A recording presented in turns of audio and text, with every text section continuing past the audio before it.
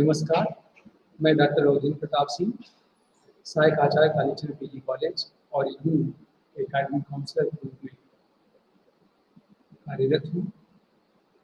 प्रिय विद्यार्थियों, जैसा कि विदित है कि पिछले व्याख्यान में हम लोगों ने BH BLA 136 जो BA पाठ्यक्रम का अनिवार्य हिस्सा है, व्याख्यान दिया था। जैसा कि आप लोग अब तक पढ़ते आ रहे हैं कि BH BLA 136 दो खंडों में विभक्त है। पहले खंड में हम लोगों ने 5 इकाइयों के अंतर्गत हिंदी भाषा का जो व्यवहारिक लेखन है, व्यवहारिक लेखन के जो विविध पक्ष हैं, उस पर बातचीत की थी। इसी प्रकार खंड 2 के अंतर्गत लेखन कौशल मुख्य रूप से किन रूपों में प्रयुक्त होता है, उसका स्वरूप क्या है, उसका प्रकार क्या है, विस्तार से उस पर चर्चा की थी। व्यवहारिक हिंदी के विविध पक्षों पर व्याख्यान देते हुए अब हम लोग लेखन कौशल के जो विविध रूप हैं, लेखन कौशल को कैसे विकसित किया जाए, लेखन कौशल को विकसित करने की प्रक्रियाएं क्या क्या हैं, उसकी गुणवत्ता कैसे बढ़ाई जाए, इत्यादि पर हम लोगों ने प्रकारांतर से बात की। पिछले व्याख्यान में विद्यार्थियों हम लोगों ने तार्किक लेखन का क्या अभिप्राय है, तार्किक लेखन किस प्रकार से हमारे लेखन को अधिक प्रभावी बनाता है, तार्किक लेखन के माध्यम से कैसे हम अपने लेखन में गुणवत्ता ले आते हैं, इस पर बात की। जैसा कि विदित है, कुल 11 इकाइयों में व्यवस्थित ये पाठ्यक्रम BHA BLA 136, जिसमें व्यवहारिक हिंदी लेखन के अलावा हिंदी भाषा और लेखन कौशल दो मुख्य रूप से शीर्षकों के अंतर्गत व्यवस्थित है। ये पाठ्यक्रम 5 इकाइयों पर हम लोगों ने विस्तार से बातचीत कर ली थी। आज हम द्वितीय खंड के अंतर्गत जो 6 इकाइयां हैं, उनमें भी विशेष रूप से तार्किक लेखन पर पिछले व्याख्यान में बात की थी। आज का जो मुख्य विषय है वो प्रभावी लेखन के गुण क्या है, लेखन को कैसे अधिक से अधिक प्रभावी बनाया जाए, प्रभावी लेखन क्या होता है, लेखन प्रभावी होने से पाठक किस रूप में उस लेखन से जुड़ पाता है, इस पर बात करेंगे। इस पर व्याख्यान देने से पूर्व हम आपको जो आपका पाठ्यक्रम है उस पर एक सिंहावलोकन, एक दृष्टिपात कराना चाहेंगे विद्यार्थियों। जैसा कि आपने देखा कि खंड 2 के अंतर्गत रचना की तैयारी कैसे की जाए, पुनर्रचना कैसे हो, संक्षेपण क्या होता है, भाव पल्लवन किस प्रकार से कार्य करता है, और वर्णात्मक लेखन, आख्यान परक लेखन और तार्किक लेखन इत्यादि इस पूरे खंड का विषय बनाया गया है। हमने कहा कि प्रभावी लेखन के गुण क्या है। आज हम मुख्यतः इस पर बात करेंगे कि प्रभावी लेखन की अवधारणा क्या है, प्रभावी लेखन कैसे एक साहित्य को पाठक से जोड़ लेता है, जोड़ने में सफल होता है, और प्रभावी लेखन के जो विषय के स्तर है वो किन रूपों में होता है, प्रभावी लेखन का शिल्प किस स्तर का होता है, भाषा पर अधिकार कैसे स्थापित किया जाए, भाषा का अधिकार होने के बाद ही किस प्रकार वो लेखन प्रभावी बन पाता है, शब्दावली किस प्रकार की है, वाक्य विन्यास कैसा है लेखक का, शैली, मुहावरे, युक्तियों और समुचित प्रयोग उनका कैसे हुआ है लेखन में, साथ ही साथ अलंकारिकता है कि नहीं भाषा में, व्याकरणिक शुद्धता, भाषा में उपलब्धता है कि नहीं, या अर्थ में भाषा की अनुमति किस रूप में है, व्याकरणिक शुद्धता किस स्तर की है, इत्यादि पर विस्तार से चर्चा करेंगे। सर्वप्रथम जैसा कि मैंने बताया कि इकाई खंड 1 के अंतर्गत जिसमें हम लोगों ने देखा कि भाषा और संप्रेषण के विविध पक्षों से हम परिचित हुए, और खंड 2 में अब हम लेखन कौशल और उसके विविध पक्षों पर विचार करेंगे, और हम ये जानने का प्रयास करेंगे कि लेखन को कैसे प्रभावी बनाया जाए और एक प्रभावी लेखन कैसे पाठक को अपने से जोड़ लेता है, इस पर व्याख्यान देंगे। और हमारा प्रयास यह रहेगा कि जो प्रभावी लेखन है उससे संबंधित उसके जो विविध आयाम है उसको हम आसानी से समझ सकें, या पूरा जो लेखन है उसकी जो विविध प्रकार की जो प्रक्रियाएं से गुजर करके एक लेखक एक उत्कृष्ट लेखन प्रस्तुत कर पाता है, इस पर विचार करेंगे।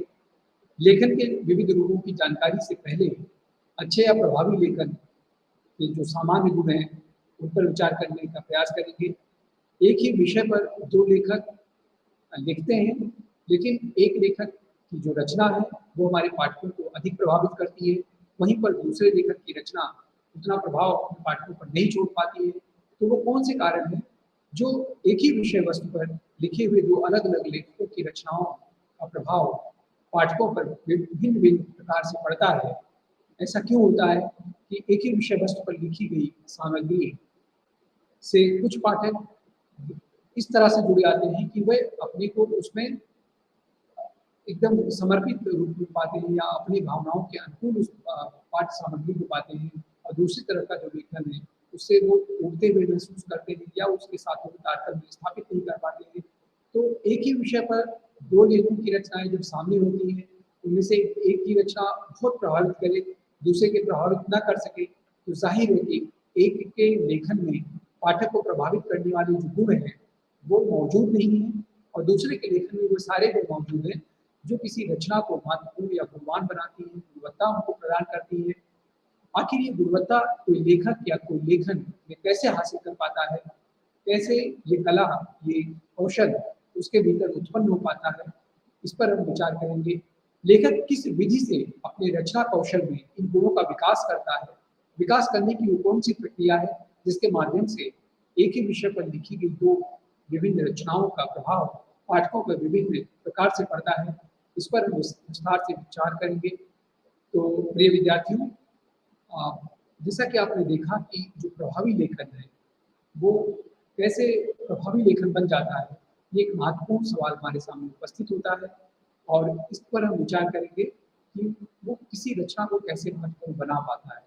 प्रभावी लेखन, लेखन के विषय से संबंधित है, लेखन के शिल्प से, लेखन की विशिष्ट शैली से, या लेखन का जो सामान्य कौशल है, उन सारे बिंदुओं पर विचार करने से ही यह बात पता चल पाएगी कि आखिर प्रभावी लेखन की अवधारणा क्या है, और प्रभावी लेखन कैसे प्रभावी लेखन कहा जा सकता है। प्रिय विद्यार्थियों, प्रभावी लेखन क्या है? किसे हम प्रभावी लेखन मानते हैं और किसे नहीं मानते हैं? क्या प्रभावी लेखन का कोई निर्धारित परिभाषा दी जा सकती है? प्रभावी लेखन कैसे सीखा जा सकता है? ऐसे अनेक प्रश्न हैं जो आपके ज़हन में उत्पन्न हो रहे होंगे, जिनका समाधान देने का हम यहाँ प्रयास करेंगे। जो प्रभावी लेखन को समझने के लिए महत्वपूर्ण प्रश्न उठाए जा सकते हैं, उन सारे प्रश्नों के समाधान करने का प्रयास करेंगे। सबसे मूल बात तो यही है कि जो लेखन पाठक को प्रभावित करे, अर्थात जो लेखन जिस लेखन को पढ़कर पाठक पर अपेक्षित प्रभाव पड़े, वह भावाकुल हो सके, सोचने के लिए विवश हो सके, हँसने या लिखने की अ, भावानुभूतियों से गुजरने के लिए विवश हो जाए। तो यहाँ तक कि लेखन को पढ़कर वह अपने पहले जैसा इंसान न रह जाए, उसमें बहुत बड़ा मूलभूत परिवर्तन हो जाए।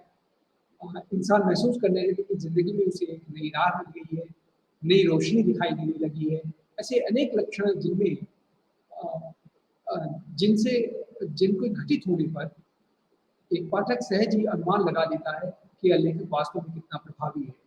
हमने बहुत सारे ऐसे पाठकों के जीवन में घटती हुई घटनाओं को देखा है, जो जिन्होंने किसी एक पुस्तक विशेष को पढ़ा और उनके जीवन का पूरा कायाकल्प हो गया, उनके जीवन की पूरी दिशा बदल गई, पूरा लक्ष्य बदल गया, और जीवन जीने की पूरी शैली बदल गई। आखिर ये इतना बड़ा अचूक मूलभूत परिवर्तन किसी व्यक्ति में कैसे संभव हो पाता है? शायद इसीलिए हो पाता है कि उस लेखन की जो गुणवत्ता है, लेखन का जो प्रभाव है किसी पाठक पर जो पड़ता है, वो इस रूप में पड़ जाता है कि वह उसको अपने लेखन के अनुरूप ही संस्कार देने लगता है। उसके भीतर एक ऐसी रचनात्मक परिवर्तन उत्पन्न कर देता है, जिसके नाते से उसका दृष्टिकोण जीवन का बदल जाता है।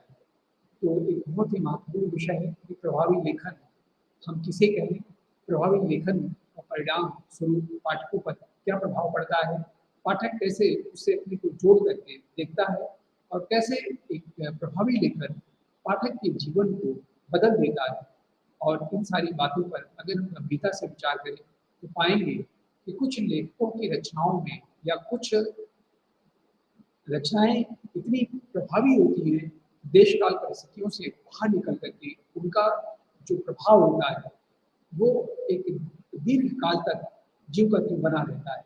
इसीलिए हम लोग कहते हैं कि अमुक कवि की जो रचना है कालजयी है, जैसे रामचरितमानस है। और रामचरितमानस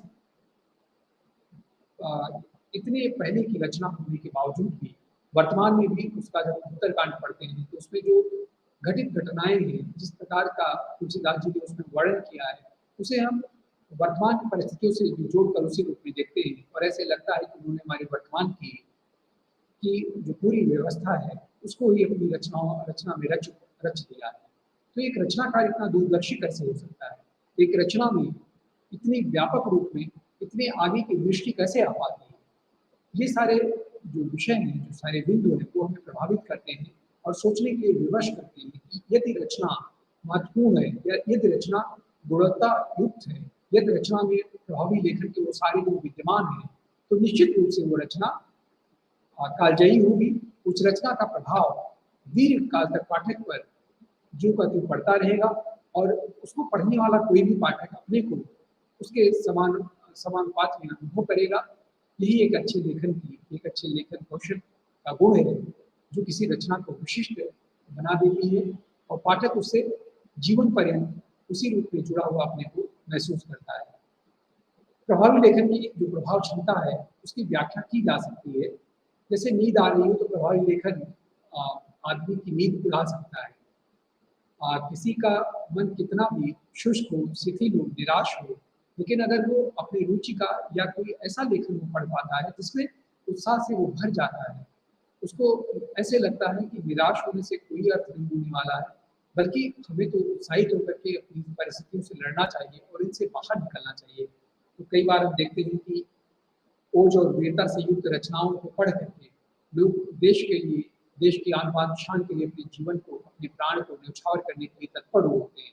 आखिर रचनाओं में इस प्रकार का जो गुण आता है, जो प्रभाव आता है, इसको पढ़ करके पाठक आलोड़ित और विलोड़ित होता है, वो कैसे हो पाता है, कैसे उसके भीतर ये गुण आ पाते हैं, ये बहुत विचारणीय बिंदु है और हमारे पाठकों को निश्चित रूप से ये विचार करने के लिए विवश करता होगा कि आखिर एक रचना, एक ही विषय पर लिखी हुई रचना अलग अलग पाठकों पर कैसे विभिन्न प्रकार से प्रभाव डालती है, कैसे जीवन की दिशा को बदल देती है और कैसे कोई व्यक्ति है कि वो यदि रोज दवा खा करके निद्रा ले रहा हो, सोता हो और वो उसकी जगह पर कोई ऐसी रचना पढ़ने लगता है जिसमें वो अपने आप को समाया हुआ पाता है और फिर उससे उसे नींद भी आ जाती है। यानी कि एक रचना एक लोरी का भी कार्य करती है कि अपने मन के रुचि के अनुसार या एक प्रभावी लेखन पढ़ करके व्यक्ति को बहुत ही सुकून की नींद आ जाती है। आखिर ये कैसे संभव हो पाता है और ये प्रभावी लेखन के गुण उस रचना में कैसे आ पाते हैं, ये विचारणीय है और यही समझने की आवश्यकता है हमारे पाठकों को। प्रिय विद्यार्थियों, जैसा कि आप लोग जानते हैं कि लेखन जिस विषय पर होता है, जो इतना उबाऊ हो कि पढ़ते-पढ़ते नींद आ जाए, कई बार ऐसा भी होता है कि कुछ लेखन इतना उबाऊ होता है कि उसे पढ़ते ही हमें नींद आ जाती है या कोई रचना इतनी क्लिष्ट होती है कि उसको पढ़ते ही हमारा मन उसे उचटने लगता है और हम पढ़ते-पढ़ते उससे भागने लगते हैं और उस भागने की प्रक्रिया में हमें लगता है कि नींद आने लगी है। तो ऐसा देखा जाता है, ऐसा कई बार होता है कि नींद पर भी हमारा प्रभाव जो रचना है वो छोड़ जाती है। मनुष्य को कभी-कभी कुछ रचनाओं का प्रभाव इतना अधिक हो जाता है किसी पाठक पर कि वो सोता है तो भी उन्हीं रचनाओं का या उसी रचना का या उसी लेखन का वो सपना देखता है, सोने से पहले जो रचना वो पढ़ रहा होता है। विद्यार्थियों, इन सारी बातों से जो अभिप्राय है कि प्रभावी लेखन की जो मुख्य विशेषता है, वो पाठक को उसके सोचने समझने के तरीके में, उसके संस्कारों में, उसकी बुद्धि को, उसके हृदय को कैसे गहरे से प्रभावित करता है। इस अर्थ में प्रभावी लेखन की जो सरल परिभाषा है, वह यही हो सकती है कि प्रभावी लेखन वह लेखन है जिसे पढ़कर पाठक का मस्तिष्क झकझोरा जाए, उसका हृदय द्रवित हो जाए, उसके संस्कारों में उद्वेलन होने लगे और पाठक उस रचना के पाठन के बाद जीवन को या जीवन की समस्याओं को एक नई दृष्टि से, नई रोशनी में देखने समझने की वृत्ति अपने भीतर पाने लगे और उसको लगे कि उसमें जिस प्रकार की रचना को पढ़ा है उसे उसे जीवन में उतार देना चाहिए या उस रचना के अनुकूल उसका जीवन होना चाहिए। तो मैं समझता हूँ एक प्रभावी लेखन किसी ऐसी रचना को कहा जा सकता है जो जीवन की दिशा बदल दे, जो मनुष्य को अपने अनुकूल बनाने में समर्थ हो, जो उस विषय वस्तु पर जिस पर वो रचना की गई हो और उसे पढ़ने के बाद पाठक को ऐसा लगे कि इससे उत्कृष्ट कुछ और नहीं हो सकता है, कुछ और नहीं लिखा जा सकता है, यह सर्वोपरि अभिव्यक्ति है।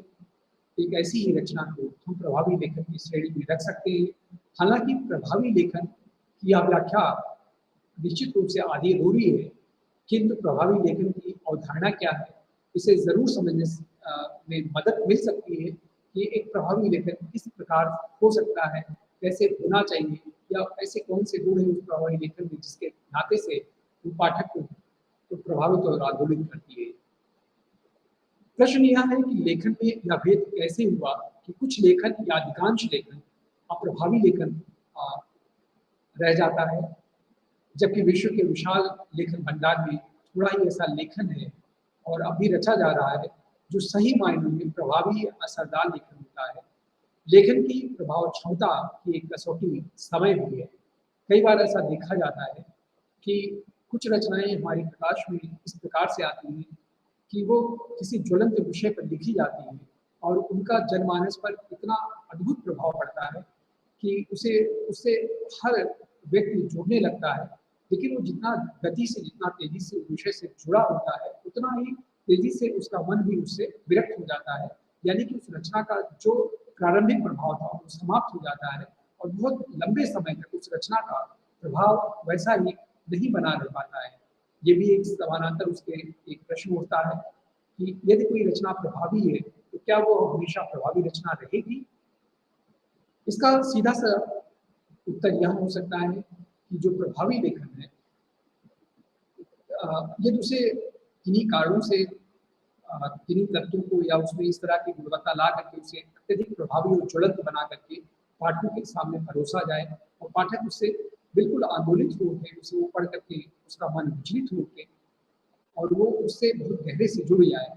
लेकिन ये उस रचना के कालजयी होने का या उसे अत्यधिक प्रभावी रचना की श्रेणी में रखने का एकमात्र आधार नहीं है, क्योंकि ऐसी रचनाएं हम लोग देखते हैं कि वो तत्काल में बहुत प्रभाव डालती हैं, लेकिन एक समय के बाद उसे लोग पढ़ना पसंद नहीं करते हैं क्योंकि उनकी जो प्रासंगिकता है विषय वस्तु की वो नहीं रह जाती है और ऐसे लगता है कि ये समय विशेष की एक रचना थी जिसका प्रभाव उसी समय विशेष में समाप्त हो जाता है। इसे ये विद्यार्थियों में एक उदाहरण के माध्यम से आपको समझाना चाहेंगे कि जैसे मुक्तिबोध है। हमने देखा है कि मुक्तिबोध की रचनाएं उनके जीवन काल में हमारे प्रकाश में नहीं आ पाती हैं। मुक्तिबोध कोई बहुत प्रसिद्ध लेखक या कवि के तौर पर उस समय स्थापित नहीं हो पाए थे। मरणोपरांत उनकी रचनाएं प्रकाशित होती गई और फिर पाठक उनसे ऐसा जुड़ा कि आज भी उनके मरणोपरांत भी उनकी रचनाओं से वो उसी रूप में प्रभावित है और उनकी रचनाएं साहित्यिक जगत में अपना भी उत्कृष्ट स्थान रखती हैं जो एक प्रभावी लेखन के लिए मूलभूत आधार है। तो ऐसे में हम देखते हैं कि प्रभावी लेखन यदि किसी रचना में वास्तव में प्रभावी लेखन के वो सारे गुण विद्यमान हैं तो निश्चित रूप से वो रचना कालजयी होगी। उस रचना का प्रभाव दीर्घ काल तक पाठकों पर पड़ता रहेगा और वो रचना हमेशा पाठकों के द्वारा पसंद की जाती रहेगी। लेखन की प्रभाव क्षमता की एक कसौटी निश्चित रूप से समय भी है। यह कसौटी बहुत बड़ी और महत्वपूर्ण कसौटी है। जो लेखन बहुत समय बीतने पर भी अपनी जो प्रभाव क्षमता है उसे बनाए रखता है, वास्तव में वही लेखन प्रभावी लेखन होता है। कई बार तात्कालिक प्रचार आदि के कारणों से थोड़े समय के लिए किसी लेखक को प्रसिद्धि मिल जाती है या किसी रचना को प्रसिद्धि मिल जाती है। आलोचकों के दिए प्रमाण पत्रों के कारण भी कभी कभी लेखन प्रभावी हो जाता है। अनेक तात्कालिक पत्रिकाएं कई बार लेखक की सत्ता को ध्यान में रखकर उसकी प्रशंसा कर देती है, जिसके नाते से भी वो लेखक या वो लेखन प्रकाश में आता है और बड़ा प्रभाव अपना क्षेत्र विशेष में स्थापित कर लेता है। लेकिन ये सारे जो लक्षण है प्रभावी लेखन के, ये हम देखते हैं कि जल के बुलबुले के समान है, जिनका प्रभाव अभी पाठकों पर पड़ा और अभी वो थोड़े ही समय बाद समाप्त हो गया। दूसरी ओर हम देखते हैं कि कई बार ऐसा लेखन होता है जिस पर फिर लेखक की जो सत्ता के कमजोर होने से आलोचक आदि ध्यान नहीं देते हैं।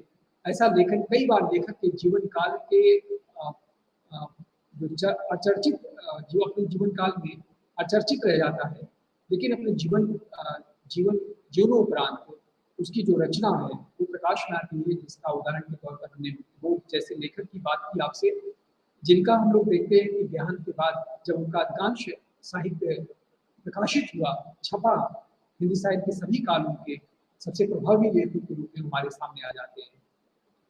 अतः हम कह सकते हैं कि लेखन की जो प्रभाव क्षमता है उसे तत्काल नहीं आंका जा सकता है। हाँ, प्रमाणित हो चुके हुए प्रभावी लेखन के गुणों को रेखांकित हम कर सकते हैं कि हाँ ये गुण है, इसके नाते से ये प्रभावी लेखन की श्रेणी में आता है। सामान्य गुणों को जरूर किया जा सकता है कि ये प्रभावी लेखन के गुण हैं और इन गुणों के नाते या जो लेखन है वो अन्य रचनाओं से हटकर है। प्रभावी प्रभावी लेखन की प्रभाव क्षमता को दो स्तरों पर हम पहचान सकते हैं। पहले स्तर पर विषय के स्तर पर अगर हम बात करें, यानी कि किस विषय को लेकर लेखन प्रस्तुत किया गया है। दूसरा शिल्प के स्तर पर, अर्थात जिस विषय को लेखक ने अपने लेखन के लिए चुना है, जिस विषय का उसने चयन किया है, जिस पर उसने लेखन किया है, प्रस्तुति के लिए किन शिल्पगत विधियों को उसने अपने लेखन में प्रयुक्त किया है, इस पर हम विचार कर सकते हैं। कहने का आशय यह है कि विषय और शिल्प में सामंजस्य है कि नहीं है, इसे विचार में ला सकते हैं। इस बात पर भी लेखन की प्रभाव क्षमता काफी निर्भर करती है। अतः हम प्रभावी लेखन के इन दोनों पक्षों पर विचार करेंगे कि प्रभावी लेखन विषय के स्तर पर कैसे पाठकों के मध्य अपना प्रभाव स्थापित कर पाता है। तो विद्यार्थियों, हम सबसे पहले इस पर विचार करते हैं कि जो प्रभावी लेखन है विषय के स्तर पर कैसे पाठकों के मध्य अपना प्रभाव स्थापित करने में सक्षम हो पाता है। किसी अंग्रेजी लेखक से एक बार पूछा गया था कि प्रभावी रचना का मूल मंत्र क्या है। तो उस लेखक ने कहा कि किसी विषय पर अच्छी तरह और स्पष्ट विचार करने पर ही प्रभावी रचना प्रस्तुत होती है। तो प्रभावी लेखन के विषय में जो विषय का स्तर है, पहली आवश्यकता विषय चयन का है। संबंधी लेखक की स्पष्ट समझ है कि जो विषय है, जो जिसका उसने चयन किया है, वो विषय क्या है, क्या उस विषय से वो दीर्घकालीन स्थितियों से उसके परिचित है।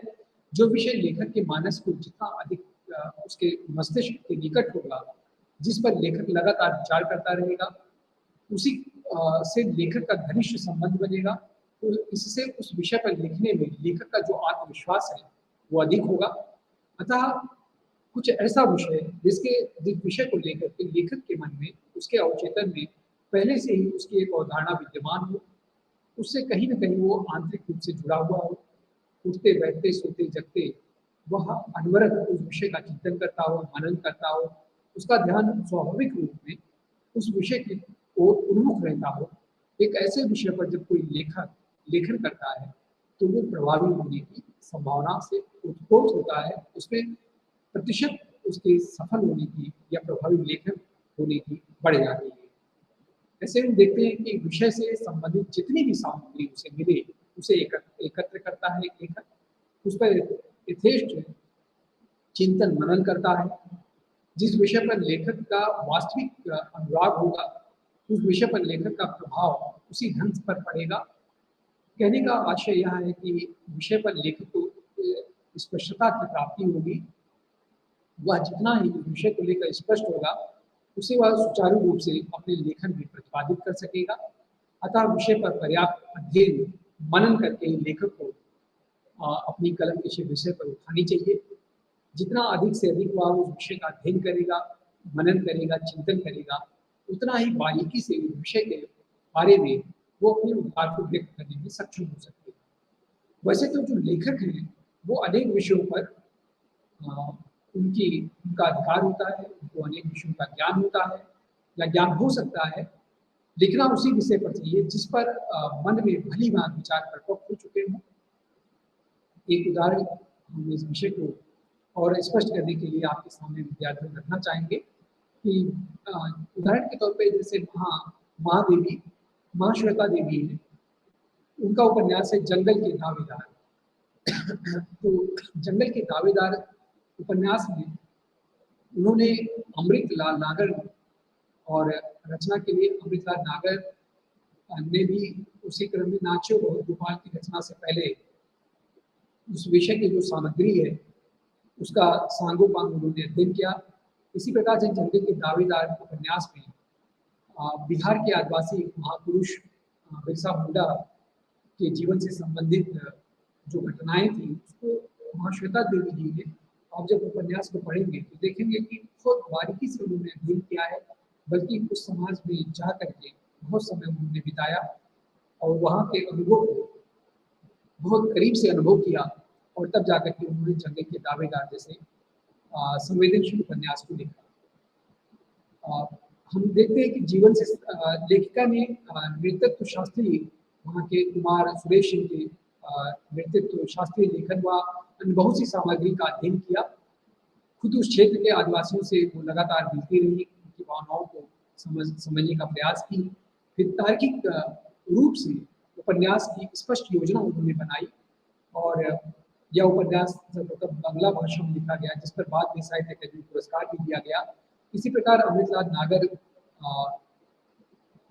मेहतर या भंगी जाति के जीवन को अपने उपन्यास की कथा का विषय बनाया है और इसके लिए उन्होंने मेहतर जातियों के जो सामाजिक जीवन जिस प्रकार वो जीते हैं, जिस प्रकार के परिवेश में रहते हैं, वहाँ जा करके उन्होंने नाचो बहुत गोपाल की कथा का विन्यास किया, उस कथा को तैयार किया और लिखने और उसकी पूरी लिखने की सामग्री वहाँ पर जुटाई। तो कहने का आशय यह है कि जो लेखक है उसे अपने लेखन को प्रभावी बनाने के लिए कई बार केवल पुस्तकों के अध्ययन से कार्य नहीं पूरा करना होता है, उस समाज में या उस चयनित विषय के परिवेश में जा करके और स्वयं को उसी रूप में रख करके उस अनुभव से गुजर करके उन अनुभूतियों को अपने भीतर महसूस करके फिर वो लेखन करता है, तो निश्चित रूप से एक ऐसा लेखन प्रभावी लेखन बन जाता है जब पाठक को लगता है कि लेखक ने जो कुछ कहा है वह उसके अपने जीवन की कथा है, वह उसके अपने जीवन की कहानी है और वो उससे बहुत निकट और बहुत करीब अपने आप को पाता है। और कोई लेखन निसंदेह तभी एक अच्छा और उत्कृष्ट लेखन बन पाता है जब पाठक पढ़ती हुई रचनाओं के अनुरूप अपने को पाता हो या उसमें जो भी कहानी या कथा दी गई होती है पाठक को लगता है कि यह तो मेरे ही जीवन की कथा है, मेरे ही जीवन की कहानी है और एक ऐसा लेखन ही उत्कृष्ट लेखन हो पाता है, प्रभावी लेखन हो पाता है। इस प्रकार विषय पर समुचित ध्यान देने से दोनों लेखकों की जो कृतियां हैं देखते हैं कि महत्वपूर्ण रचनाओं का दर्जा प्राप्त कर लेती है। यशपाल का झूठा सच उपन्यास जिसकी आलोचना में आलोचकों ने कहा कि लेखक ने उस काल के अखबारों के विभाजन से संबंधित तमाम जो कतरन थी अखबारों की उसको उन्होंने छान मारा था। ऐतिहासिक उपन्यासकारों के लिए तो विषय की तथा अतीत के समुचित इतिहास की जानकारी अत्यंत आवश्यक हो जाती है और अतीत के अर्थ नहीं तो ये तो बारीकी से कोई उपन्यासकार ऐसे विषय पर इतिहास उपन्यास लिखते समय यदि उनका बारीकी से अध्ययन नहीं करता है तो कहीं ना कहीं कथा का के अर्थ का अनर्थ होने की संभावना बढ़ जाती है। किसी साहित्यिक रचना के लेखन में रचनाकार को विषय के साथ साथ भाव का भी ध्यान रखना होता है कि ऐसा न हो कि विषय पर उसने बहुत सैद्धांतिक रूप से अपने विचारों को व्यक्त कर दिया हो, लेकिन जो उसका भाव पक्ष है वो उसमें एक श्रृंखलाबद्धता न दिखाई देती हो, उसमें तारतम्यता न दिखाई देती हो, उसमें सहजता और वास्तविकता न महसूस होती हो, तो ऐसी रचना भी कहीं न कहीं से प्रभावी होने की संभावनाओं से भरी होती है। सृजनात्मक रचनाओं में भाव पर ध्यान देना बेहद जरूरी होता है। अतः हम कह सकते हैं कि रचना में भाव का विभाव कुशलता से होना बहुत जरूरी होता है, या तभी हो सकता है जब लेखक अपनी रचनाओं में भाव की प्रस्तुति अत्यंत सहज रूप में करता है। जितनी सहज भाव प्रस्तुति रचना में होगी उतना ही अधिक उसका प्रभाव पाठकों पर पड़ेगा। इसमें कोई संदेह नहीं है कि रचनाकार अपने पात्रों को, जिन पात्रों को अपनी रचना का मुख्य पात्र बनाता है, उन पात्रों की जो भाषा है, जो बातचीत करने का तरीका है, जो संवाद कौशल है, वो इस अनुरूप रहे कि उस चरित्र के व्यक्तित्व के अनुरूप उसकी भाषा भी दिखाई दे। ऐसा ना हो कि उसमें पता लगा कि किसी राजा के दरबार में रहने वाला राजा का सेवक है और वो उत्कृष्ट संस्कृत भाषा का व्यवहार करता है अपनी वाणी से, या बोलता है, आचरण करता है, या उसकी जो भाषा है, उसका जो रहन सहन है वो राजाओं जैसा है, तो कहीं ना कहीं पाठक उसके साथ अपने आप को तारतम्य सहज नहीं महसूस करेगा। उसे लगेगा कि बहुत कृत्रिम रूप से केवल रचनाकार ने उससे कुछ संवाद बुलवा दिए। तो एक रचनाकार के सामने प्रभावी लेखन लिखने के लिए बहुत बड़ी चुनौती होती है कि उसकी जो भाषा हो, उसके जो विचार हो, वो पात्रानुकूल हो। हर पात्र के की भूमिका के अनुकूल ही उसकी भाषा या भाषा में शब्दावली का चयन होना आवश्यक है, और उसी प्रकार की जो भाषा का या विषय चयन का स्तर है वो भी उसके अनुकूल होना चाहिए, तभी वो प्रभावी बन सकता है। प्रिय विद्यार्थियों, हम यहाँ पर केवल ये विचार कर सकते हैं कि प्रभावी लेखन कोई ऐसी उसकी कोई बनी बनाई अवधारणा नहीं है जिसे हम मान के चलें कि एक प्रभावी लेखन की ये परिभाषा है और इस परिभाषा से इतर कोई प्रभावी लेखन नहीं हो सकता है। हमें प्रभावी लेखन के विषय में जब भी विचार करना है, हम हमेशा उसके व्यवहारिक पक्ष को ध्यान में रख करके ही उस पर चर्चा करेंगे। हम देखेंगे कि प्रभावी लेखन कैसे होता है, और कोई प्रभावी लेखन वर्तमान में, तत्काल में यदि हो भी जाता है तो क्या उसका प्रभाव उसी रूप में एक लंबे समय तक पड़ पाता है, नहीं पड़ पाता पाठकों का। हम केवल इन तमाम बिंदुओं पर विचार कर सकते हैं, और इन पर विचार करते हुए हम ये अवश्य जान पाएंगे कि किसी रचना को अधिक प्रभावी बनाने के लिए हमें किन किन गुणवत्ताओं पर ध्यान देना होगा, किन किन गुणों को रचनाओं में उनका समावेश करना होगा। क्योंकि हम देख रहे हैं कि एक समय में एक विषय वस्तु पर या विषय विशेष पर जब कोई लेखक अपनी रचना करता है तो वो बहुत प्रभावी लेखन बन जाता है। वहीं पर उसी समय काल देश में जब दूसरा रचनाकार उस पर अपनी रचना करता है, लेखन करता है, तो उसका प्रभाव उस पर नहीं पड़ता है। तो हम देखते हैं कि एक ही विषय पर दो अलग अलग रचनाओं का जो प्रभाव है वो भी पाठकों पर विभिन्न प्रकार का पड़ता है। और कई बार ऐसा भी हमें दिख रहा है कि कोई रचना अभी हमें बहुत प्रभावित कर रही है और एक समय बाद उसका प्रभाव शून्य हो जाता है। तो ऐसी तमाम कृतियों का अध्ययन करने से हम पाते हैं कि कोई भी रचना इस रूप में शाश्वत नहीं होती है कि वो यदि आज उसका प्रभाव बहुत अधिक है तो वो प्रभाव शाश्वत रूप में विद्यमान रहेगा। हाँ, कुछ कालजयी रचनाएं अवश्य ऐसी होती है जिनकी प्रासंगिकता मानव जीवन काल तक बनी रहेंगी। उसका मूल कारण यही है कि उनमें स्वाभाविक रूप में वो सारे गुण विद्यमान हो जाते हैं जो एक प्रभावी लेखन के लिए आवश्यक होते हैं। हम एक ऐसी कालजयी कृतियों का अध्ययन करके ये पता लगा सकते हैं कि इन कृतियों की गुणवत्ता क्या है, जिनके नाते से इनका प्रभाव हजार वर्ष बाद भी जीव करके पड़ रहा है। महाभारत कितनी पुरानी रचना है, और महाभारत जैसे महाकाव्य का जब हम लोग आज भी उसका पटकथा के रूप में या धारावाहिक के रूप में हम उसका अवलोकन करते हैं या उस कथा को ही पढ़ते हैं, तो ऐसे लगता है कि घर घर की कहानी हो महाभारत। ऐसे लगता है कि आज भी विश्व फलक पर तो उसी प्रकार का महाभारत का नृत्य हो रहा है जैसे उस कथा में दिखाई देता है। तो ऐसी कोई रचना कैसे बन पाती है? क्योंकि इसलिए बन पाती है क्योंकि उसमें जो मनुष्य की जो मूलभूत प्रवृत्तियां हैं, जो उसकी उसकी प्रकृति है मनुष्य की, या जो उसकी संवेदनाएं हैं, जो तमाम कालखंडों से प्रभावित नहीं हुई है, अप्रभावित बनी रहती है, और उनकी जो मूल प्रवृत्तियां हैं वो जीव की क्यों रहती है। और यही कारण है कि संवेदनाओं में कोई मूलभूत परिवर्तन न होने के नाते, उन मूल प्रकृतियों में कोई परिवर्तन न होने के नाते, वो उन पर लिखी गई रचनाओं को रचनाकार जब बारीकी से पकड़कर व्यक्ति का रूप देता है तो वो रचनाएं कालजयी हो जाती है। उनका प्रभाव अनवरत पाठकों पर उसी रूप में पड़ता रहता है। विषय के चुनाव या उसके अध्ययन मनन के अतिरिक्त जो लेखक है वो अपने विषय को रचना में रचना वस्तु का रूप देता है।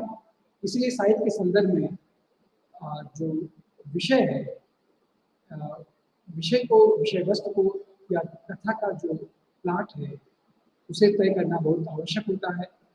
कथा वस्तु का पर्याय है कि विषय वस्तु रचना का जो अंतर वस्तु के रूप में विद्यमान है और उसे निश्चित रूप से तय होना चाहिए। लेखक पहले अपनी रचना के अंतर वस्तु पर मनन करता है, फिर उस अंतर वस्तु के लिए उपयुक्त रूप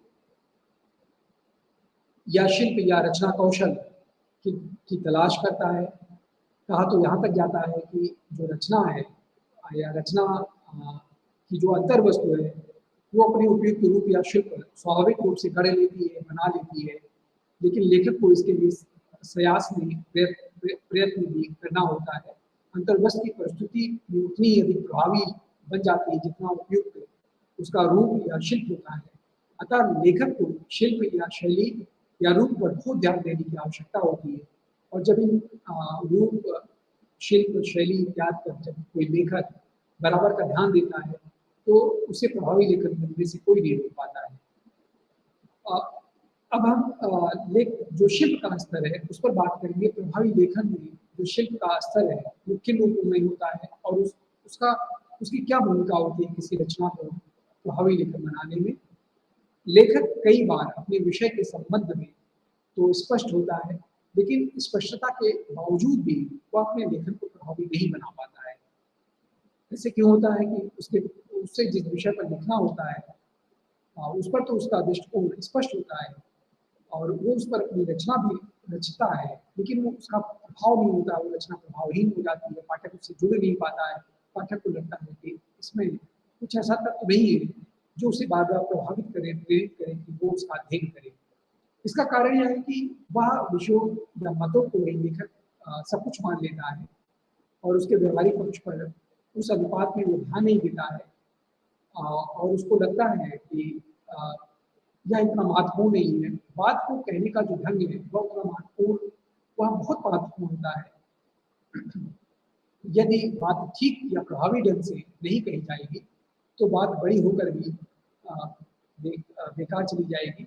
इसीलिए लेखन में रचना कौशल की बात होती है, क्योंकि बिना रचना कौशल के कोई रचना प्रभावी भी नहीं हो सकती है। आप उस विषय के बारे में चाहे जितने भी स्पष्ट दृष्टिकोण रखते हो या बेबाक है किसी विचार को अपने शब्दों के माध्यम से व्यक्त करने में सक्षम अपने को पाते हो, फिर भी वो रचना प्रभावी नहीं हो पाती है। तो हम देखते हैं कि लेखन में रचना कौशल होना बहुत आवश्यक है। अपने विचार या भाव को किस तरह से अधिकाधिक प्रभावी बनाया जाए इसे समझने की जरूरत होती है। रचना कौशल सीखना पड़ता है, इसे अभ्यास या परिश्रम द्वारा एक लेखक साध सकता है। इसीलिए वो लगातार यदि रचना कौशल को सीखने का प्रयास करें और सीखे हुए अपने कौशल का बार बार अभ्यास करें, परिश्रम करें, तो निश्चित रूप से वो अपनी रचनात्मकता में, रचनात्मक गुणवत्ता में वो वृद्धि आएगा। इस रचना कौशल के अंतर्गत कई पक्ष ऐसे आते हैं जिन पर हम विचार कर सकते हैं। मुख्यतः भाषा पर अधिकार होना चाहिए एक लेखक का, शब्दावली उसकी अच्छी होनी चाहिए, शब्द विन्यास में ऐसा न लगे कि जबरदस्ती के और अस्वाभाविक शब्दों का प्रयोग हुआ है। शब्द विन्यास का सहज और स्वाभाविक प्रयोग होना चाहिए। शैली ऐसी होनी चाहिए कि वो पात्रों के अनुकूल हो। मुहावरे, लोकोक्तियों का समुचित प्रयोग किसी भाषा में हो तो वो भी प्रभावी हो सकता है। अलंकारिकता हो उसकी भाषा में और व्याकरणिक शुद्धता बहुत आवश्यक है। अशुद्ध भाषा का लेखन भी कहीं न कहीं से लेखन को प्रभावी बना सकता है। और अर्थ और भाषा में जो अनुमिति है उसका भी होना आवश्यक है। तो इस प्रकार हम कह सकते हैं कि भाषा पर अधिकार होना किसी लेखक का वो सर्वाधिक आवश्यक है लेखन को प्रभावी बनाने के लिए। ये कुछ ऐसे बिंदु हैं जिन पर हम विचार कर सकते हैं कि इन बिंदुओं को यदि एक लेखक अपने लेखन में उतार ले तो उसका लेखन प्रभावी हो सकता है। तो सर्वप्रथम भाषा पर अधिकार, यानी कि जिस भाषा में लेखक अपने विचार या भावों को लेखन के रूप में प्रकट करना चाहता है उस भाषा पर उसे पूर्ण अधिकार हो। यहाँ हिंदी के संदर्भ में हम देखें तो हिंदी के अनेक भाषाएं हैं, जैसे मैथिली है, राजस्थानी है, अवधी है, भोजपुरी है। लेकिन जो लेखक हिंदी की सभी भाषाओं में पाठकों तक पहुंचना चाहता है उसे प्रचलित हिंदी या खड़ी बोली हिंदी पर अपनी पकड़ बढ़ानी होगी। लेखक के विषय के अनुसार ही भाषा पर अधिकार होना चाहिए। सृजनात्मक लेखन के लिए प्रेमचंद जैसी भाषा भी हो सकती है और निराला या बुद्धबोध जैसी भी भाषा हो सकती है। लेकिन ये विचारात्मक लेखन की हम लोग बात करें तो भाषा का जो स्वरूप है वो बदल जाएगा। इसलिए लेखक को भाषा के बहुविध रूपों की जानकारी होना आवश्यक है, उनका पर्याप्त पकड़ होना आवश्यक है, या प्रभावी लेखन की पहली शर्त है। कहने का आशय है कि जो भाषा की जटिलता है उससे एक लेखक को बचना चाहिए और यथासंभव उसे सरल भाषा का प्रयोग अपने लेखन में करना चाहिए। ये कुछ ऐसे बिंदु हैं जिन्हें भी यदि एक लेखक अपने जीवन में उतारता है तो वो अपने लेखन को प्रभावी बना सकता है। इसी प्रकार शब्दावली है। लेखक की शब्दावली जितनी समृद्ध होगी, जितना उसका शब्दकोश का भंडार अधिक होगा, उतनी ही अधिक प्रभाव क्षमता वह अपनी रचना में ला सकता है। न केवल शब्दावली ही समृद्ध होनी चाहिए, लेखक को अपनी शब्दावली के शब्दों के अर्थ की सूक्ष्म छायाओं का भी समुचित ज्ञान होना चाहिए। यह ना हो कि केवल वो शब्दकोश की शब्दावली के चयन जैसे शब्द लगने लगे पाठकों को, बहुत क्लिष्ट से क्लिष्ट शब्द ही भाषा को उत्कृष्ट नहीं बनाते हैं या भाषा को प्रभावी नहीं बनाते हैं, अपितु उन सब शब्दों का सही चयन और उनका सही जगह पर सही प्रयोग भी किसी भाषा को अधिक प्रभावी बना सकता है। तो इसलिए शब्दों का समुचित प्रयोग, उनके अर्थों की समझ के साथ किसी लेखक को करना चाहिए। कई बार एक जैसे अर्थ वाले अनेक पर्यायवाची शब्द हिंदी शब्दकोश में मिलते हैं, किंतु शब्दों का अलग अलग होना यह बताता है कि हर शब्द किसी विशिष्ट अर्थ में प्रयोग होने की क्षमता रखता है या प्रयोग होने के योग्य होता है। तो ऐसे में उन शब्दों का कैसे हमें प्रयोग करना होगा, इसकी समझ हमें तभी आ पाएगी जब हम उन शब्दों के साथ कुछ क्षण बिताएंगे, उन्हें अलग अलग पुस्तकों में, अलग अलग विषयों में लिखे गए रूपों में पढ़ेंगे, समझेंगे, उनके अर्थ से परिचित होंगे, तभी हमें अपनी किसी लेखन में उन शब्दावलियों का अच्छी तरह से प्रयोग कर सकेंगे। तो भाषा पर अधिकार का होना या अच्छे शब्दों का चयन किसी रचना को स्वाभाविक रूप में प्रभावी बना सकता है। इसी प्रकार वाक्य विन्यास की यदि हम बात करें तो प्रभावी लेखन के लिए वाक्य विन्यास का उत्कृष्ट होना भी आवश्यक है। यदि कोई लेखक वाक्य विन्यास अच्छी तरीके से कर लेता है अपनी रचनाओं में, तो उसकी रचना पाठकों पर अलग तरह का प्रभाव डाल सकती है।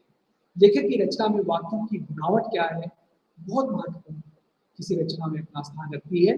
विचार चाहे जितने भी अच्छे या उत्तम हो हमारे, यदि उन्हें अटपटे वाक्यों में प्रस्तुत किया जाए तो वो कुछ प्रभाव नहीं स्पष्ट कर पाएंगे या पाठकों पर अपना समुचित प्रभाव नहीं डाल पाएंगे। इसलिए आवश्यक है कि लेखक अपने लेखन में वाक्य विन्यास के प्रति बहुत सतर्क रहे, बहुत सचेत रहे और उनका सटीक प्रयोग करे। जहां तक हो सके जटिल वाक्य विन्यास से बचे, सरल और स्वाभाविक वाक्य विन्यासों का प्रयोग करें अपनी रचना में। एक वाक्य में एक ही विचार या भाव रखने का प्रयास करना चाहिए। अनावश्यक वाक्य विस्तार से बचना चाहिए, क्योंकि अधिक वाक्य विन्यास या वाक्यों के बहुत बड़े बड़े होने से जो मूल भाव वाक्यों का वो प्रभावित होता है। पाठकों को उसको पढ़ने में जो सरलता और सहजता होनी चाहिए वो प्रभावित होती है।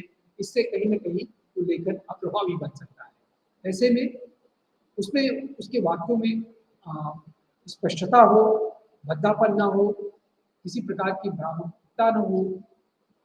इनसे एक लेखक को, एक बड़े लेखक को बचना चाहिए।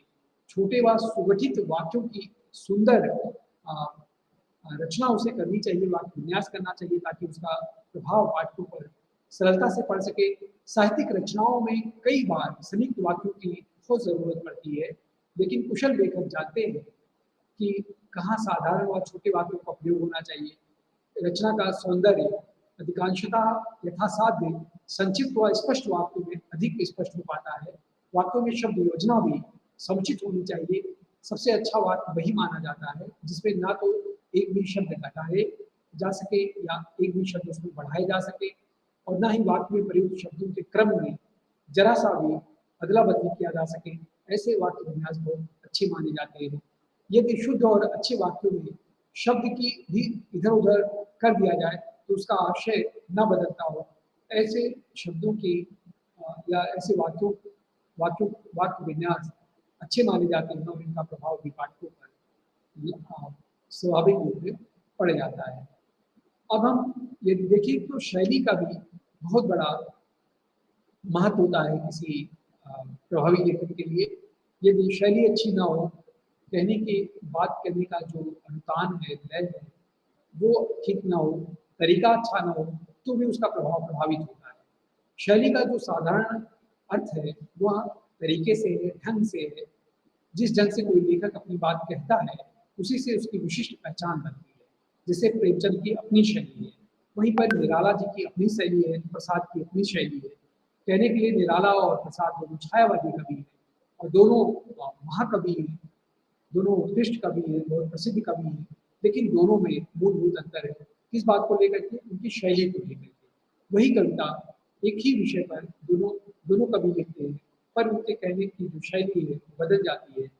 हम राम की शक्ति पूजा पढ़ते हैं और वहीं पर अ, कामायनी महाकाव्य का अध्ययन करते हैं, तो दोनों की जो शैली है उसमें बहुत बड़ा अंतर दिखाई देता है और उसी अंतर के नाते उनका जो प्रभाव है वो अलग अलग रूपों में पड़ता है। इसलिए किसी भी रचना के लिए शैली का अच्छी शैली का होना अति महत्वपूर्ण है। अब सवाल उठता है कि अच्छी शैली किसे कही जाए? अगर हम सरल से सरल शब्दों में कहें तो एक अच्छी शैली वही है जिसको पढ़ने में पाठक अपने आप को सहज महसूस करें, जिससे वो बिना किसी बाधा के पढ़ता चला जाए, उसे तनिक भी रुक करके सोचने के लिए बाध्य न होना पड़े, चिंतन न करना पड़े, समझने के लिए अपने अ, मस्तिष्क का अ, अधिक प्रयोग न करना पड़े, जो बहुत सरलता से पढ़ते हुए जैसे रचना स्वयं ही बोलती हुई, समझाती हुई उसे चली जाती हो। एक ऐसी ही रचना, एक ऐसी ही शैली निश्चित रूप से एक पाठक पर अच्छा प्रभाव डालती है, अच्छा प्रभाव छोड़ती है और वो प्रभावी लेखक की श्रेणी में आ जाती है। तो एक ही बात को दो लेखक हम देखते हैं कि अलग-अलग ढंग से बात करते हैं, कहते हैं, तो लेकिन उनकी अलग-अलग शैली हो जाती है। तो इसी प्रकार से फैज़ की हम बात करें, अहमद फैज़ है, उनका एक शेर है, जिस धस से कोई मक्तल में गया, वो शान सलामत रहती है, ये जान तो अपनी जानी है, इस जा की तो कोई बात नहीं। अतः जो शहीद है मक्तल पर अपनी जिस खास धस से जाता है, वही उसकी विशेषता बन जाती है। यही चीज़ लेखन के संबंध में भी सही है। लिखने वाले सैकड़ों, हज़ारों लेखक होते हैं, लेकिन कुछ ही लेखक ऐसे होते हैं जो अपनी शैली की विशिष्टता से अलग पहचान, अलग खड़े नज़र आते हैं। साहित्य का तो सारा सौंदर्य शैली पर आधारित होता है, आश्रित होता है। इसीलिए अंग्रेजी कवि पोप ने कहा है, शैली हमारे विचारों की वेशभूषा है। शैली हमारे विचारों की वेशभूषा है। यानी कि शैली से ही एक लेखक की अवधारणा, एक लेखक के विषय में हमारा एक स्पष्ट दृष्टिकोण, उसकी एक प्रतिमूर्ति हमारे सामने दृष्टिगत होती है। कार्लाइल तो इससे भी आगे जाकर कहते हैं कि शैली लेखक के विचारों का परिधान नहीं, अपितु त्वचा है। शैली में भाषा, अर्थ, भाव, शब्द आदि सभी निहित होते हैं, चिह्नित होते हैं। इसी में छंद व अलंकार का प्रयोग भी है। श्रेष्ठ लेखक की जो शैली है सबसे स्वतंत्र होती है और प्रेमचंद जैसे लेखकों की शैली से भी तुरंत उन्हें पहचाना जा सकता है। किसी भी लेखक को उसके विषय वस्तु पर पाठक को नहीं जाना पड़ता है, केवल उसकी शैली से ही उस लेखन को पहचान लेता है। शब्द वही होते हैं, शब्दकोश में वो शब्द सबके लिए समान रूप से विद्यमान होते हैं। हर कोई स्वतंत्र रूप से उन शब्दों का चयन करता है, अपने विषय के चयन के अनुसार उनका प्रयोग करता है। किंतु इसके बाद भी हम लेखकों की कविताओं को पढ़ करके, उनकी रचनाओं को पढ़ करके, उनके उपन्यासों को पढ़ करके पाठक बड़ी सरलता से जान लेता है कि ये शैली किसकी है, प्रेमचंद की है कि प्रसाद की है, निराला की है कि पंत की है। तो हर लेखक की अपनी विशिष्ट शैली है और अपनी उसी शैली में ही उसको कुछ इस प्रकार से अभ्यास करना चाहिए, परिमार्जन करके, सुधार करते हुए और उत्कृष्ट बनाना चाहिए कि उस पर लगातार उसकी शैली का प्रभाव उसके पाठकों पर पड़ सके। इस तरह से प्रभावी लेखन के लिए लोकोक्तियों का समुचित प्रयोग या मुहावरों का समुचित प्रयोग भी किसी लेखन को बहुत प्रभावी बनाने में समर्थ होता है। और हम देखते हैं कि मुंशी प्रेमचंद जी के उपन्यासों को जब पढ़ते हैं, उनका अध्ययन करते हैं, तो उसमें कितनी सरलता से वो अपने पात्रों के माध्यम से लोकोक्तियों का प्रयोग कर जाते हैं, तरह तरह के मुहावरों का प्रयोग करते हैं और पाठक उनसे ऐसे जुड़ जाता है, उसको ऐसे लगता है कि जैसे मुंशी प्रेमचंद जी ने उसके अपने गांव की कहानी कह दी हो, उसकी अपनी जानी सुनी पहचानी कोई बात बता दी हो, और वो उससे बेतरतीब जुड़ता चला जाता है। और यही एक अच्छे लेखन कौशल का गुण है और प्रभावी लेखन की गुणवत्ता है। भाषा में सौंदर्य लाने के लिए मुहावरों का प्रयोग जरूरी है, लोकोक्तियों का सटीक प्रयोग करना आवश्यक है। मुहावरों व लोकोक्तियों के प्रयोग के लिए लेखन में अक्सर अवसर आते रहते हैं। इनका प्रयोग लेखन की प्रभावशाली लेखन को बनाने के लिए बहुत सहायक होता है। मुहावरों और लोकोक्तियों के बिना किसी संदर्भ के उपयोग उल्टा असर डाल देता है तो उस रचना का। लेखन की जो प्रभाव क्षमता अगर सही से वो मुहावरों का एक लोकोक्तियों को प्रयोग नहीं कर पाता है तो बहुत कम हो जाती है। इसलिए हम कह सकते हैं कि मुहावरों और लोकोक्तियों का प्रयोग लेखन में बहुत जरूरी होता है, लेकिन औचित्यपूर्ण ढंग से उनका प्रयोग करना उस प्रयोग करने से भी अधिक आवश्यक है। कहने का आशय है कि कोई लेखक अपनी रचनाओं में चाहे वो लोकोक्तियों का प्रयोग तब तक न करे जब तक वो सटीक उसका प्रयोग करने में अपने को सक्षम न पाता हो। लोकोक्तियों की वहाँ पर अर्थ का अनर्थ होने की संभावना अधिक होती है। अगर किसी मुहावरे या लोकोक्ति का प्रयोग जरा सा भी अटपटे तरीके से या जबरन या क्यों प्रयोग करने के नाते हमने प्रयोग कर दिया तो उसका अनर्थ अर्थ भी हमें दिखाई दे सकता है। इसलिए मुहावरों और लोकोक्तियों का प्रयोग बहुत सटीक और समझ के साथ होना चाहिए, और यदि इनका समुचित और उपयुक्त प्रयोग एक लेखक करता है तो उसकी रचना निश्चित रूप से प्रभावी लेखन की श्रेणी में आ सकती है। अलंकारिकता। अब हम देखते हैं कि किसी रचना में अलंकारिकता की क्या भूमिका हो सकती है। लेखक को अपने लेखन में कहा जाता है कि भाषा को प्रसंग के अनुकूल बनाने के लिए अलंकारिकता का जामा पहनाना आवश्यक हो जाता है। विशेषता साहित्यिक लेखन में भाषा में अलंकारिकता का होना बहुत जरूरी है, या उसका विशिष्ट प्रभाव उत्पन्न करती है उस भाषा में। अलंकारिकता का किंतु अधिक प्रयोग भी भाषा में जो उसकी सहजता है उसको नष्ट करती है। इसलिए हमें अलंकारिकता का जबरदस्ती केशों की तरह भी प्रयोग नहीं करना चाहिए। जैसे छंदों का अजायब की रामचंद्र का महाकाव्य को कह दिया जाता है, और जिसे तो यहाँ तक कहा जाता है कि रामचरितमानस की प्रसिद्धि को देख करके उन्होंने रामचंद्रिका जैसी उत्कृष्ट रचना लिखने की कोशिश की, तो उसमें उनकी कोशिश तो जरूर दिखाई देती है, बहुत उत्कृष्ट प्रयास उन्होंने किया है, छंदों का बड़ा अद्भुत प्रयोग किया है। लेकिन यही चक्कर के आलोचना का वो कारण भी बनता है कि उसमें बहुत अच्छे अच्छे अलंकारों के होने के बावजूद भी, जल्दी जल्दी अलंकार और रसों के बदलने के बावजूद भी वो रचना बहुत शुष्क और नीरस की श्रेणी में आ जाती है, और पाठक उससे अपने आप को बहुत जुड़ा हुआ नहीं महसूस कर पाता है।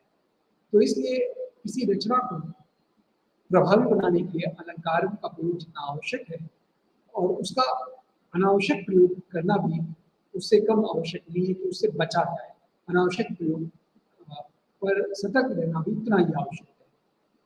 और इसी प्रकार जो व्याकरणिक शुद्धता है भाषा की, वह भी प्रभावी लेखन के लिए बहुत आवश्यक है। यदि किसी रचनाकार या लेखक की जो भाषा है वह व्याकरणिक रूप में शुद्धता प्राप्त नहीं होगी तो भी उसका प्रभाव पाठकों पर समुचित नहीं पड़ेगा।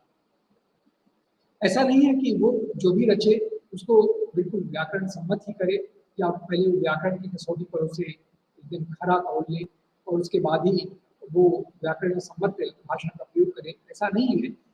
किंतु उसे व्याकरण की समझ होनी चाहिए ताकि उसके भीतर जो लेखन का कौशल है, लेखन कौशल के विकास की जो प्रक्रिया है, उस प्रक्रिया से वह जब गुजरेगा तो उसकी व्याकरणिक शुद्धता भी उसके भीतर आती जाएगी, और जब वो व्याकरणिक समझ रखेगा तो सरल तरीके से भी अपनी भाषा में व्याकरणिक अशुद्धता नहीं करेगा। प्रभावी लेखन के लिए शब्दों के ज्ञान के साथ साथ भाषा के व्याकरण का ज्ञान होना भी बहुत आवश्यक है। व्याकरण के ज्ञान व लेखन में उसके व्यवहारिक उपयोग से अनेक प्रकार की अशुद्धियों से बचा जा सकता है। जिन लेखों को भाषा का सहज ज्ञान बहुत अधिक होता है उन्हें व्याकरण के ज्ञान की विशेष आवश्यकता नहीं होती है। वह सहज रूप से ही शुद्ध और प्रभाव में भाषा का प्रयोग करते हैं, और उसका हम देखते हैं कि पाठकों पर बड़ा विलक्षण प्रभाव पड़ता है। कई लेखक व्याकरण का ज्ञान होने पर भी अशुद्ध भाषा का प्रयोग करते हैं, क्योंकि ये प्रयोग उनके अभ्यास में है। हम देखते हैं कि हम कुछ शब्दों को बोलने में, लिखने में वैसे ही प्रयोग करते चले जा रहे होते हैं जैसे बचपन से करते आ रहे होते हैं। जब तक हमें कोई रोकता नहीं है या जब तक हमारा ध्यान उस तरफ आकृष्ट नहीं होता है, तब तक हम उस शब्द का अशुद्ध रूप से उच्चारण करते हैं, अशुद्ध रूप से उसे लिखते हैं। तो इसलिए जब भाषा को लेकर के, व्याकरण को लेकर के हम सतर्क होंगे, हमारा अभ्यास उसकी शुद्धता को लेकर के बराबर बना रहेगा, तो एक शुद्ध भाषा का प्रभाव भी लेखन के प्रभावी गुणों में आता है, एक लेखन को प्रभावी बना सकता है। इसलिए भाषा में व्याकरण की शुद्धता का होना भी आवश्यक है। वास्तव में तो भाषा अभ्यास से ही शुद्ध होती है, सुंदर व मनोहर होती है।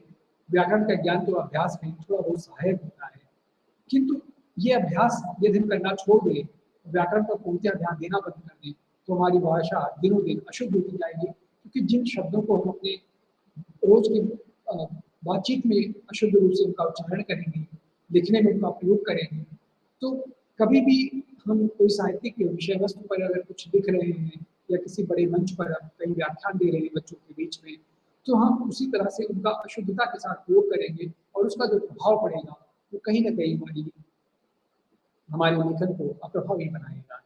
इसलिए किसी भी लेखन में उसके व्याकरणिक शुद्धता का होना भी आवश्यक है। अब हम बात करते हैं अर्थ और भाषा में अन्विति की। तो लेखन में अर्थ और भाषा का अत्यधिक महत्व होता है, यह निर्विवाद है। अर्थ शब्दों से ग्रहण होता है और अर्थ प्रायः स्पष्ट होता है, लेकिन भाव कुछ गूढ़ होता है। किसी शब्द या वाक्य का साधारण समझने में हमें कोई मुश्किल नहीं होती है, लेकिन उसके भावार्थ को समझने में हमें बहुत मुश्किल हो सकती है, क्योंकि एक ही शब्द के विभिन्न प्रकार के भावार्थ निकल सकते हैं और वो कभी कभी तो समय विशेष परिस्थितियों पर भी उसके अर्थ बदल जाया करते हैं। और इसीलिए कुछ रचनाएं कालजयी होती है, क्योंकि समय के अनुरूप ही उनके जो अर्थ हैं, उनके जो गूढ़ अर्थ हैं, वो बदलते चलते हैं। तो हम देखते हैं कि किसी शब्द या वाक्य का जो साधारण अर्थ है वो तो हमें समझ में आ जाता है, लेकिन उसके जो गूढ़ार्थ है वो समझने में हमें कठिनाई महसूस होती है। अतः प्रभावी लेखन वही होता है जिसमें वाक्य का अर्थ तो ठीक से समझ में आ ही जाए, रचना का जो भाव भी है उचित रूप से पाठक के मन को संप्रेषित कर सके। अर्थ और भाव में एक अन्विति का होना भी बहुत आवश्यक है। यदि अर्थ और भाव में एक रूपता नहीं होगी और तो पाठक कहीं न कहीं इन्हें समझने में समर्थ नहीं होगा, इन्हें समझने में उसे सरलता नहीं लगेगी और उसका प्रभाव जो होना चाहिए उस पाठक पर, उससे वह वंचित रह जाएगा। ऐसा नहीं होना चाहिए कि शब्दों या वाक्यों से कुछ और अर्थ निकल रहा हो, लेकिन लेखक का भाव या आशय कुछ अलग हो। कई बार ऐसा होता है कि हम लिख रहे, जिस विषय पर लिख रहे होते हैं, हम उस लेखन के माध्यम से अपने पाठकों को जो संदेश देना चाहते हैं, जो संप्रेषण उस तक पहुँचाना चाहते हैं, वो न पहुँच करके कुछ और ही उसका अर्थ का दूसरा अर्थ वो ग्रहण कर लेता है, या वो स्पष्टता के साथ उस रूप में वो अर्थ व्यक्त नहीं हो पाता है। हमें इससे भी बचना चाहिए। अर्थ और भाव सदा भाषा के साथ साथ चलते हैं। अतः यह भी कहा जा सकता है कि जो भाषा है वो सदा भावों की अनुगामिनी होती है, लेकिन एक अन्य स्तर पर भी यह भी कहा जा सकता है कि अर्थ और भाव को भाषा का अनुगमन करना पड़ता है। और प्रभावी लेखन के लिए जरूरी है कि वाक्यों या शब्दों से भाव और अर्थ ठीक से संप्रेषित हो, और जब तक अर्थ और भाव दोनों ठीक से संप्रेषित नहीं होंगे, तब तक पाठकों तक उसका उपयुक्त रूप में अर्थ नहीं पहुंच पाएगा। गूढ़ और क्लिष्ट भाषा का प्रयोग कभी नहीं होना चाहिए किसी भाषा में। यदि हम बहुत गूढ़तम भावों की अभिव्यक्ति अपने शब्दों के माध्यम से करते हैं, तो भी उसके संप्रेषण में बाधा आएगी, उसकी सरसता भंग होगी और पाठक कहीं न कहीं उससे अपने आप को जुड़ा हुआ महसूस नहीं कर पाएगा। एक सफल व प्रभावशाली लेखक वही हो सकता है जो अपने लेखन में शब्दों का अर्थ, भाव, ध्वनि, संगीत आदि सभी बातों का एक रूप में ध्यान रखता हो और उनका यथोचित प्रयोग करता हो। इन मुख्य बातों के अतिरिक्त रचना कौशल या शिल्प में कुछ छोटी मोटी बातों का भी ध्यान रखना आवश्यक हो जाता है। जैसे अक्षरों की शुद्धता हो, संस्कृत या फारसी या अंग्रेजी से आए हुए शब्दों को शुद्ध रूप से उनका लिखना हो, जैसे बिंदियों का अनुस्वार या अक्षरों के नीचे जो बिंदियाँ लगती हैं, नुक्ता लगता है, उनका सही प्रयोग ना किया जाए या विराम चिन्हों का सही प्रयोग को छपने से पहले हमें जो प्रूफ होता है उसे देख लेना चाहिए, ताकि छपाई की अशुद्धियों के कारण से उसका प्रभाव कहीं कम न पड़ने लगे। इन सब बातों को ध्यान में रखने से लेखक रचना कौशल के जो प्रभावी लेखन की गुणवत्ता है उन्हें में ला सकता है। यदि वह इन छोटी-छोटी बारीक बातों पर ध्यान दे कि शब्द जो लिख रहा है, जो वो भाव व्यक्त करना चाह रहा है, जो बात अपने पाठकों तक पहुँचाना चाह रहा है, वह क्या उस रूप में पहुँच रही है कि नहीं पहुँच रही है, उनका संप्रेषण उस रूप में हो रहा है कि नहीं हो रहा है। यदि वह इन सारी छोटी-छोटी बातों का ध्यान रखेगा, तो निश्चित रूप से उसकी बात अपने पाठकों तक उसी रूप में पहुँच पाएगी। इसी रूप में हम देखते हैं कि प्रभावी लेखन का लक्ष्य क्या है। किसी भी प्रभावी लेखन का जो लक्ष्य है वो जाहिर है कि कोई भी रचना हो, उस रचना की सार्थकता इसी रूप में है कि वो अधिक से अधिक पाठकों में चाही जाए, पसंद की जाए, अधिक से अधिक पाठक उसको पढ़ने में अपनी प्रसन्नता समझता हो, तभी उस रचना की सार्थकता है। यदि वो रचना अपने मूल विषय को उद्घाटित करने में सक्षम नहीं हो पाती है, अपने विचारों को संप्रेषित करने में समर्थ नहीं हो पाती है, तो ऐसे में वो लेखन की जो महत्ता है, लेखन की जो गुणवत्ता है, वो निरर्थक हो जाती है। इसलिए प्रभावी लेखन के लिए अगर हम संक्षेप में कहें, तो ये बहुत आवश्यक हो जाता है कि एक ऐसी सरल और सहज भाषा का प्रयोग हो, एक ऐसे विषय वस्तु का चयन हो उसके लेखन में, जिसका वो अपनी भाषा में प्रयोग कर रहा हो, ताकि जो आम पाठक है, वो उस रचना से सहज रूप से अपने को जुड़ा हुआ महसूस कर पाए, ताकि वो उस रचना को पढ़ करके अपने आप को उस रचना में पाया हुआ महसूस करे, तो एक ऐसी ही कुछ विशेषताओं के साथ कोई रचना उत्कृष्ट हो पाती है। तो प्रिय विद्यार्थियों, एक उत्कृष्ट रचना के लिए आपने देखा कि प्रभावी प्रभावी लेखन वही हो सकता है जिसमें इन तमाम बातों का ध्यान रखा जाए, जिसमें व्याकरण की शुद्धता पर ध्यान दिया जाए, शब्दों के चयन पर विशेष ध्यान दिया जाए, मुहावरों लोकोक्तियों का सटीक प्रयोग किया जाए, और इसके अलावा व्याकरण की शुद्धता का कहीं ऐसा न हो कि केवल व्याकरण को शुद्ध करने में बहुत क्लिष्ट भाषा ना दी जाए या केवल व्याकरण सम्मत होकर के उसका प्रभाव प्रभावित कर दिया जाए।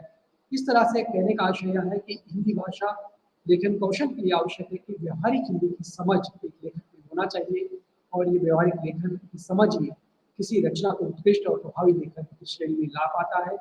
इसी के साथ मैं आज के इस व्याख्यान को यहाँ विराम देता हूँ, और अपने अंतिम व्याख्यान में मैं कोशिश करूँगा कि हिंदी भाषा और लेखन कौशल की इस विकास प्रक्रिया में जो और महत्वपूर्ण बिंदु है उन पर विचार करें। तो प्रिय विद्यार्थियों, आज की वाणी को हम विराम देते हैं, और आप सभी को बहुत बहुत धन्यवाद और नमस्कार।